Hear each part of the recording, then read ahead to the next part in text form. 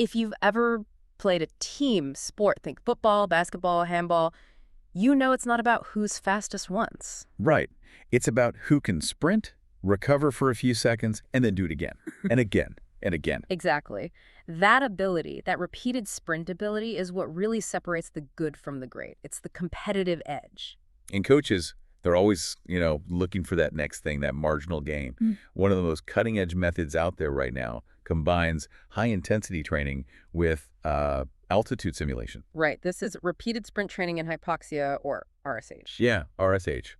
Now, we know it can give athletes a serious performance boost, but the real deep dive for us today, it's not just about getting faster, it's about what's happening under the hood. We're looking at the internal mechanics, specifically how this training impacts two muscle systems that are, well, often overlooked, but are absolutely critical. Yeah. Your breathing muscles and your core. And to do that, we've been digging into a really meticulously designed article. We have.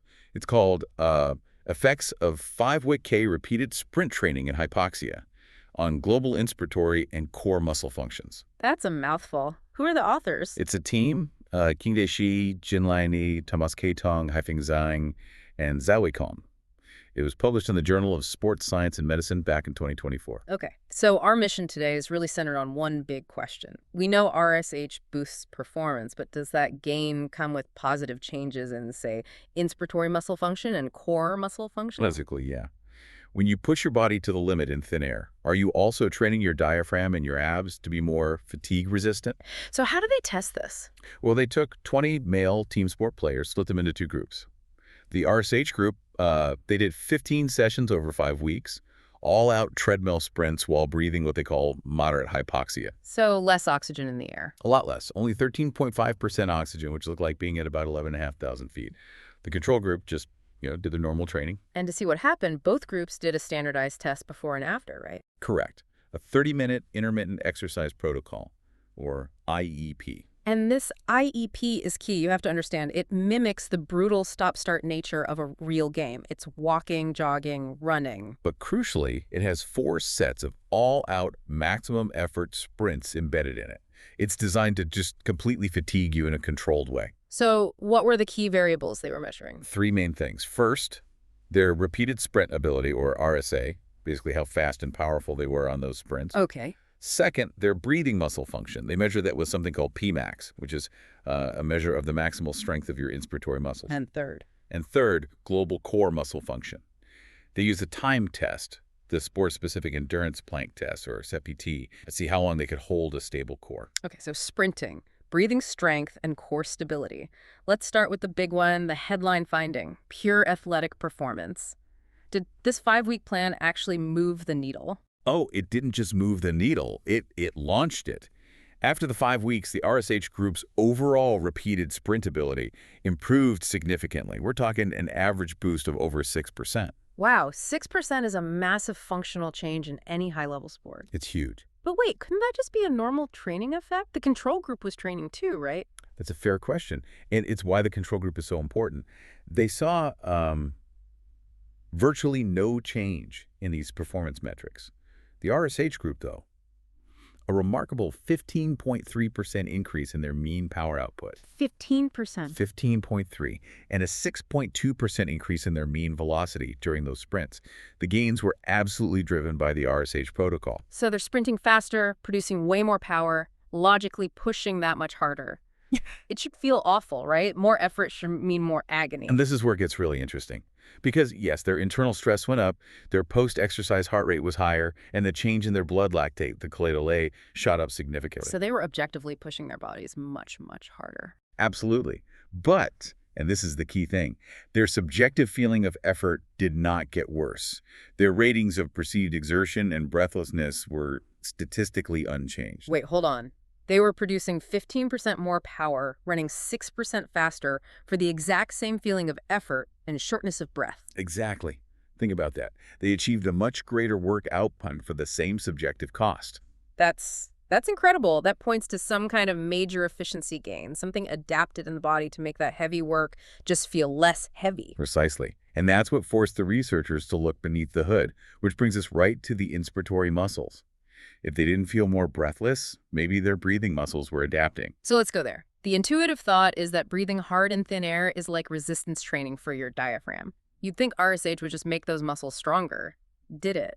That hypothesis was challenged almost immediately. When they measured the inspiratory muscle strength, the PMX, before the exercise protocol, they found that 5 weeks of RSH did not lead to an overall increase in raw strength. No change at rest. None. The pre-workout PMAX was basically the same after the 5 weeks. So RSH isn't a strength-building exercise for your breathing muscles. The volume just wasn't enough to create that kind of overload. Correct. But then, how did their feeling of breathlessness stay flat while their power output just soared? This is the study's most novel finding, and it's all about fatigue resistance. Okay, tell us about the fatigue. You have to look at the PMAX after the grueling exercise protocol. Before the 5 weeks of training, that exercise caused a big, significant drop in their breathing muscle strength, a clear sign of fatigue. The muscles were just exhausted, the body's flagging. It is. But post-intervention, after the 5 weeks of RSH, that fatigue was, well, it was dramatically mitigated. So after doing the full exercise protocol, which was now harder because they were producing so much more power, Their PMX barely dropped at all. It just held steady. that's amazing. They do way more work, generate more lactate, yet their breathing muscles are suddenly immune to exhaustion. It's a critical distinction. RSH improved their inspiratory muscle endurance and fatigue resistance, not their maximal strength. The thinking is that the hyperventilation from the stents in hypoxia acts as a unique endurance stimulus. So for an athlete, it's not about how strong your diaphragm is when you're just standing there. It's about how long it can keep working when you're completely under duress. And that finding connects directly back to the performance gains. See, when your breathing muscles get tired, they can trigger something called the inspiratory muscle metaboreflex. A what? The metaboreflex. Think of it like an emergency alarm. The diaphragm senses fatigue, and it demands more blood flow to recover, essentially stealing oxygenated blood away from your legs. See, your body prioritizes breathing over sprinting. Exactly. But if you can delay or reduce that fatigue in the breathing muscles, which RSH seems to do, you might suppress that alarm bell, that metaboreflex. That lets more blood stay in the legs, which directly boosts sprint performance. That's a huge piece of the puzzle. Okay, so that resilience in the breathing muscles, did it translate over to the core? That was the next logical question. The diaphragm is a huge core stabilizer, so you'd hope that if respiratory endurance improved, core endurance would follow. And did it? Unfortunately, no. And this is where coaches really need to pay attention. The core endurance at rest didn't change. Just like the breathing strength, the training didn't make their core stronger at rest. Okay, but what about after the punishing exercise? Did the newly robust breathing system help the core fight off fatigue? That's the thing. The core muscles were still getting hammered. Performance in that plank test dropped by about 40% after the intense exercise. Wow. And that was true both before and after the 5 weeks of training. The decline was completely unchanged by the RSH protocol. So that's a definitive negative result. RSH fixed the breathing fatigue, but it did absolutely nothing for the fatigue resistance of the core. It's a critical conclusion.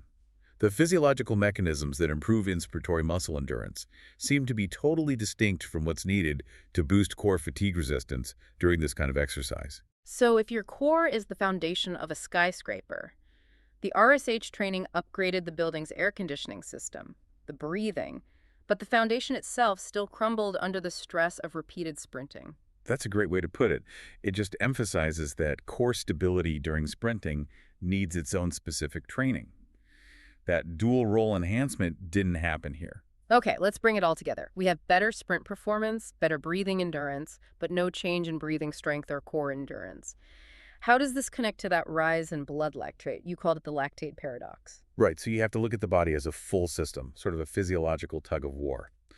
The sprint boost, that comes from adaptations in the fast-twitch muscle fibers in the legs.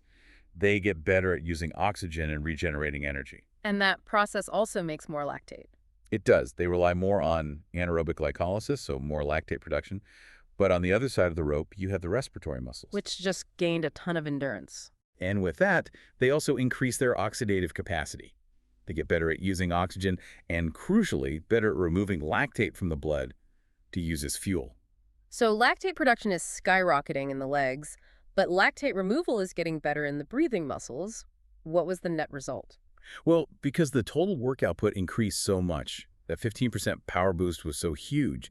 The sheer volume of lactate being produced by the legs just overwhelmed the improved removal capacity of the breathing muscles. Ah, so that's why the overall blood lactate still went up. The production side just dominated. Exactly. The body got more resilient, but the output increased so much that the total physiological cost was still higher. That makes perfect sense. Before we wrap up, what did the authors say about the limitations of this study? They pointed out three main things.